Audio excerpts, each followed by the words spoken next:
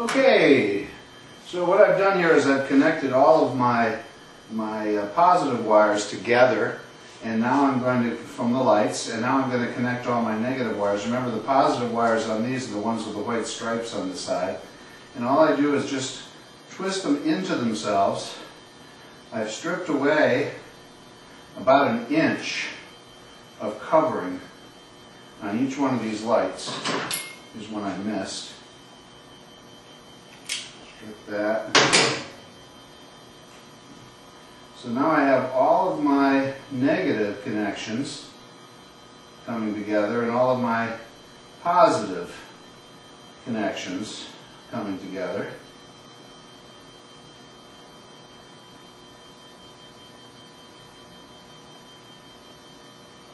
And there's one more.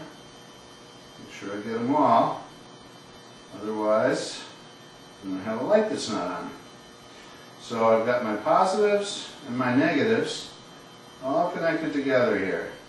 The next step is to put my connector on. First, I'm going to snip off a little of this because I don't need quite that much wire. I'm going to snip a little bit off. You get my 2 yellow connectors and 2 pieces of heat shrink. And I'm going to put those yellow connectors on each of these bundles of wire. These are yellow butt connectors. These are a very secure way to hook these up. And they're easy enough to cut off and redo if you ever need to take anything off. There are other connectors you can use. The main thing is to get a good solid connection on all the wires. And we're going to cover with a piece of heat shrink, and each of those is going to get shrunk down over. But first we have to see what gets connected to each of those. To the positive side of the lights, we're going to connect one side of our switch. That's the positive side. We'll confirm, look at all this, make sure we've got the right side here to the switch. Let's put this heat shrink over the switch wire first. Slip that in.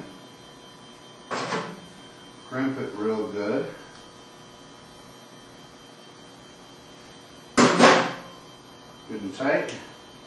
And then we'll slide the heat shrink over there, and we'll shrink that down in just a minute. So there's the positive side of the lights going to one side of the switch.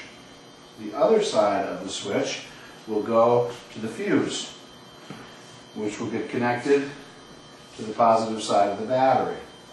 So this side of my switch is going to my power source, which is we connect to through a fuse. I'm going to slide that into that smaller blue butt connector. I don't have as big a bundle of wires. Tighten that good. And then I'm going to slide a heat shrink up over it, and we're going to shrink that down in just a minute.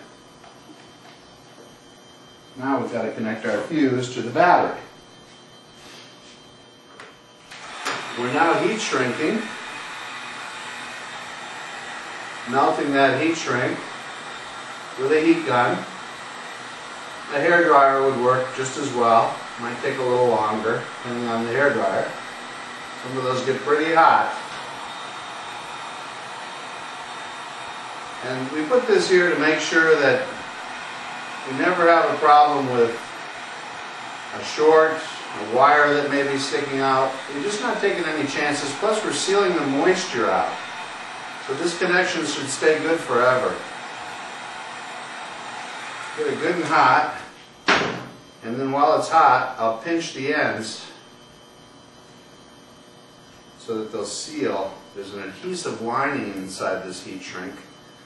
And when you pinch those ends, it seals everything so that water can't get in. So it makes a real nice, dry, tight connection. And this, of course, is for our ground wire that we'll be connecting to the battery as our ground. And we'll hook that up in just a minute. that you find a good location for your switch. We always mount them on the left side of the bike so that you can reach down to turn your lights off and on while you're riding without having to take your hand off the accelerator. The location I found on this bike is right on the frame piece, the bracket if you will, that holds the coil on. And I'm mounting it right up on the bottom so you're not going to see it. It's right in there.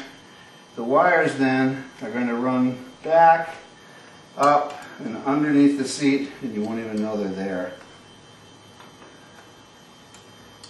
And that switch is there, it's convenient, it's hidden. Everything that we like to do when we install a switch on a bike. So, wires are tucked in now, switch is installed, fuse is connected to the battery, to the hot side of the battery, connected to the lights. The only thing that's left is we need to connect our ground to the negative side of the battery, put our fuse in, bada bing bada boom, we should have light. Let's check it out. So we've got the ground now connected to the negative side of the battery.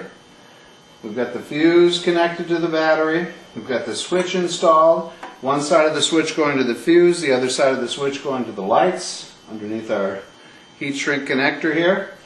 It's time to put in the fuse and see if everything works. Here's our fuse. Slide that into the fuse holder, put the little cap on, press the switch, and voila! We've got lights, just like that. Beautiful bike. Let's turn off some of the studio lights here. And let's take a look at this job. Get rid of some of these bright lights. There we go. There we go. How does it look? I'll bet you it looks pretty darn good. And there we go. The TNT LED engine kit. Looking awesome.